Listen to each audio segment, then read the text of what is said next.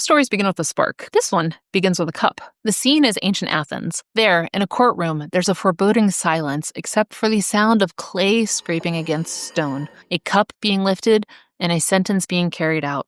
It's procedural, almost unemotional, yet what's inside that cup will silence a pillar of Western philosophy and change the way we think about justice, law, remedy, and retribution forever. I'm Megan Brame, and on this episode of The History of Plants, we're following the history of Conia maculatum, poison hemlock, a plant so unassuming it could pass for wild parsley, yet powerful enough to silence the greatest mind of its empire. And that's only one life this plant has lived. But how did a weed like hemlock become such an important tool in law, medicine, and our mythology? To understand that, we need to talk about the true power of knowledge, both its cures and its curses.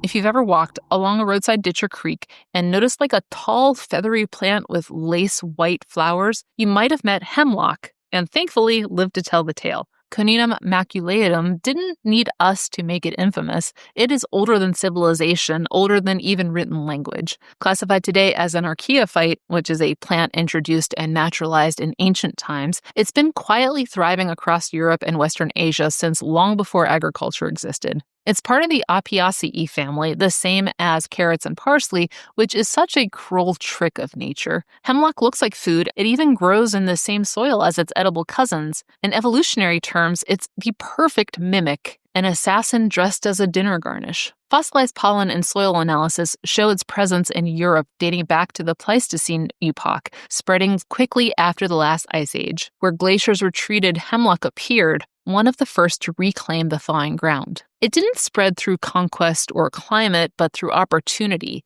Every time humans disturbed the land, the plant moved in. It thrives in nitrogen-rich soil, the kind found in waste areas, roadsides, and riverbanks. The earliest concrete signs of humans interacting with it comes from Bronze Age sites in Switzerland and Denmark. Archaeologists have found traces of its seeds mingled with grain stores, maybe an accident, maybe an experiment. Those early farmers may not have understood the chemistry, but they knew almost certainly the consequences. And it's possible that our relationship with poison goes back even further. Dr. Valentina Borgia of the University of Cambridge is leading a team that uses modern forensic techniques to detect ancient poisons on Paleolithic-era stone blades and arrowheads. Her findings suggest our ancestors already understood what modern scientists later confirmed, that plants could paralyze faster than any weapon forged in fire. Now, to be clear, we don't yet have proof that Conia maculatum itself was among these early poisons, but its relatives were. Plants like Aconitum and Acocanthera, deadly cousins in the toxic family tree, have been identified on Egyptian and African artifacts. Whether or not hemlock joined these ranks, we don't know, but it certainly grew in the same landscapes, waiting for the moment when knowledge and necessity would finally meet. And hey, if unraveling ancient plant mysteries like this is your thing, hit subscribe because you won't want to miss the next story hiding in plain sight. When language finally did catch up and find this plant, it was in Greek, konion. The English word hemlock took a far longer and stranger route. In Old English, it was heimleis, heimlich, or hemlich, words that might have once referred to medicinal herbs before the plant's deadly reputation became fixed. By the Middle Ages, it was mutated into hemlock, hemlake, humblock, and half a dozen other spellings. The modern spelling first appeared in 1623, when Shakespeare used it in Henry V, writing the darnel, hemlock, and rank fumitory. But its history is far older than Shakespearean poison plots. In Greece, it was sacred to Hecate, the goddess of crossroads, witchcraft, and the dead. In Roman lore, it appeared in herbal manuals as both medicine and warning. The old Roman name for the plant was cicuta, and physicians like Celsus and Galen prescribed mixtures containing hemlock, fascinated by its dual nature, what scholars later called its Janus face. Properly prepared, it could ease pain or calm spasms, but mishandled, it was a weapon. To use it safely was a test of skill and nerve. In fact, Roman apothecaries treated a mastery of hemlock as a rite of professional competence. Its use was even codified into law. Under the Lex Cornelia, issued by Sulla in 81 BCE, poisoners were tried alongside assassins. This statute remained on the books for centuries, evolving into a general law against homicide. But what's interesting about Roman courts is that they treated hemlock both as a medicine and as a corpus delicti, the body of the crime itself. That meant liability extended not only to deliberate murder, but also to negligence. Misusing a poison through ignorance or lack of care could earn you the same fate as a killer. Later in medieval Europe, monks roasted the root to draw out its cold humors and pressed it into aching joints for gout. But medicine and superstition were never far apart. Even as science inched forward, folklore lingered. Outbreaks of convulsing sickness and strange paralysis were blamed on tainted bread, grain mixed unknowingly with hemlock seeds. In the high mountains, some families boiled its young leaves again and again to make them edible after hard winters. It was desperation food. When there are no other good options, you took your chances on being poisoned rather than starved. By the 16th century, herbalist Nicholas Culpeper would call it a plant ruled by Saturn, cold, slow, and merciless. Across languages, continents, and centuries, hemlock kept earning names that hinted at fear and familiarity. In English, fool's parsley, snakeweed, kill cow, poison root. In Russian, Boligolov piatnisti. In Arabic, shakaran abka. In Romanian, Cucuta. No matter what people called it, the meaning was always the same: beautiful, deceptive, and best left alone. It grew where civilization grew, a shadow in the garden of progress, and eventually it would step out of the hedgerows and into history itself. So let's talk about Socrates. Once a millennia, a figure comes along, a Mozart, a Socrates. Socrates, yeah. Would you say? Socrates in the original ancient Greek pronunciation. What are you fucking talking about? By the end of the 5th century BCE, Athens was a city on the edge. The Peloponnesian War had broken its empire, democracy had been overthrown and restored, and faith in the old gods was fraying. Into that chaos walked a barefoot, sharp-tongued philosopher who refused to stop asking questions. Socrates didn't write books or charge for teaching. He would wander the agora, cornering politicians, poets, and generals with a relentless stream of logic. His method was simple: ask someone to divine virtue, justice, or courage, and then dismantle their answer piece by piece until they realized they didn't understand it at all. To his students, this was wisdom, but to everyone else, it was public humiliation disguised as philosophy. It's basically the equivalent of having to deal with a philosophy major sophomore every time you wanted a fresh loaf of bread. Shout out to philosophy majors. You're catching strays, and I apologize. He had followers, of course, bright young men like Plato and Xenophon, but his problems came with another student, Alcibiades. Alcibiades was, by all accounts, dazzling and disastrous in equal measure. Born into wealth, trained in rhetoric, and obsessed with his own legend, he was the kind of man who could charm a crowd in the morning and betray them by dusk. He fought brilliantly for Athens during the Peloponnesian War, then was accused of desecrating statues and mocking the Eleusinian mysteries, the city's holiest ritual. After that, he switched sides to advise Sparta. While in exile, he seduced the Spartan queen, fled again to Persia, and somehow convinced Athens to take him back as a hero. Then he lost favor again, exiled for the third and final time, before being assassinated abroad. To Athens, Alcibiades became the symbol of everything that had gone wrong in a very kids these days kind of way. He was seen as arrogant, unstable, and full of moral decay masquerading as genius. And to many, Socrates was the man who made him that way. The charges came in 399 BCE. Impiety, failing to respect the city's gods, and corrupting the youth by teaching them to question authority. The trial wasn't an elaborate affair. Athens didn't have judges as we know them, just a jury of 500 citizens, each dropping a pebble into an urn to vote guilty or innocent. Socrates defended himself, but not humbly. He mocked his accusers, refused to plead for mercy, and suggested that instead of death, he should be rewarded with free meals for life. The jury didn't take the joke very well. He was convicted by a narrow margin and given the chance to choose his punishment. His followers begged him to flee, but he refused, arguing that escaping would betray the laws he had lived under. His choice was clear: a cup of conion, poison hemlock. You've probably seen the famous 1787 painting, The Death of Socrates by Jacques-Louis David. The philosopher sits upright on his cot, finger raised in eternal lecture, while his students weep around him. It's artistic fiction, but The moment is real. Plato's Phaedo describes it with eerie calm. Socrates drinks, feels the cold rise from his feet to his chest, and speaks until he can't. His last words, Crito, we owe a cock to Asclepius, dedicate his death to the god of healing, as if dying were the cure for ignorance. And maybe in a way it was, because his execution didn't just kill a man, it canonized him. The state meant to silence dissent, but instead, it made conium maculatum immortal. That same paradox, the poison that ends life but fuels knowledge, would haunt medicine for centuries. Hippocrates, writing a generation before Socrates' death, had already glimpsed it. He used conium in small doses to dull pain and calm spasms, treating it less as an executioner's brew and more as a tool of precision. He understood what few dared to admit. Every poison hides a potential cure if you're careful enough to measure it. Centuries later, Paracelsus would carve that insight into medical law. The dose makes the poison.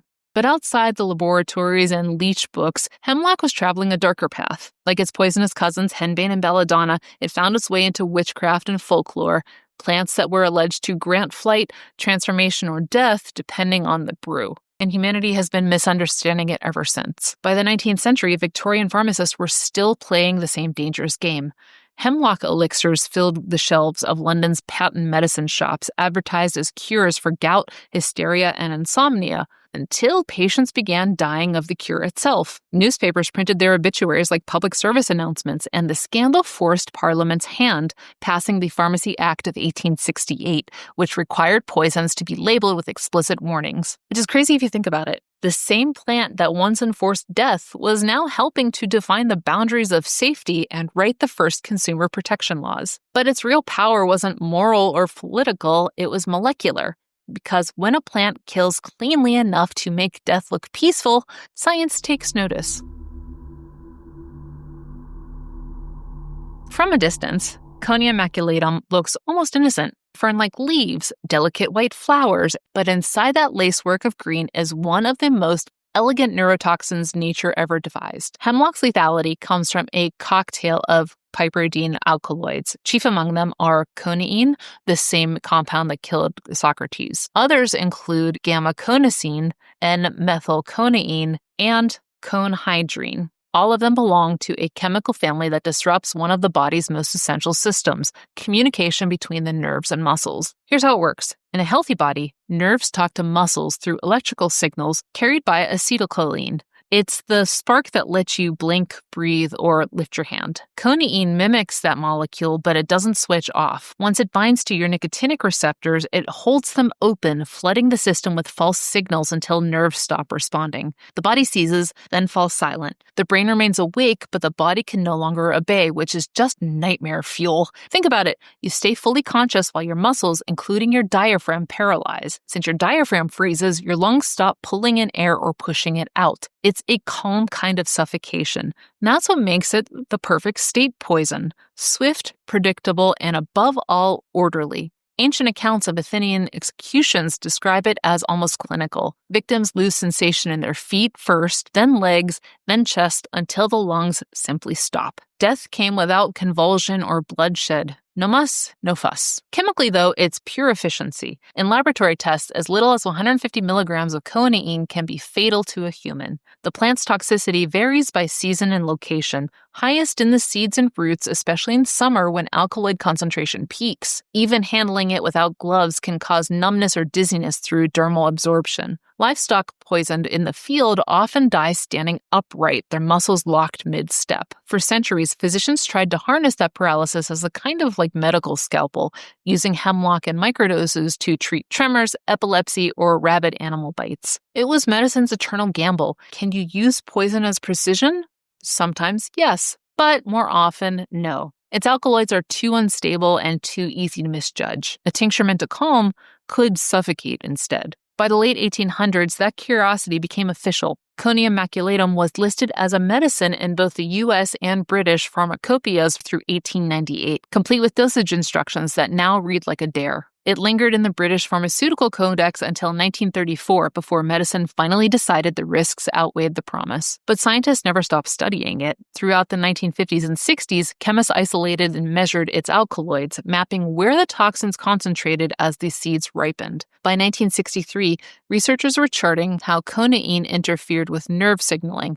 By the 1990s, veterinarians were still documenting livestock poisonings, and medical journals were publishing modern case studies ranging from accidental ingestion to respiratory failure. Even now, papers appear every few years. Teratogenic effects in cattle, pediatric poisonings, forensic detection and postmortem samples. A 2023 review titled Acute Intoxication with Poison Hemlock reads like the same story Athens told 2.5 millennia ago.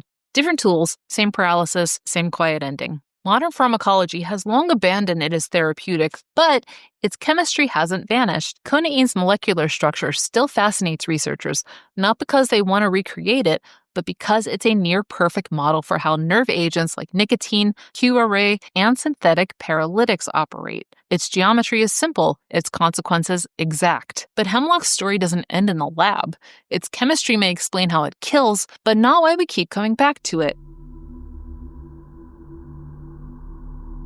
For a plant that kills so cleanly, Conia maculatum has proven remarkably hard to get rid of. Today it grows almost everywhere people do, across Europe, North America, Australia, and beyond. It thrives in disturbed soil, along highways, riverbanks, and construction sites. Anywhere humans clear space, hemlock moves in.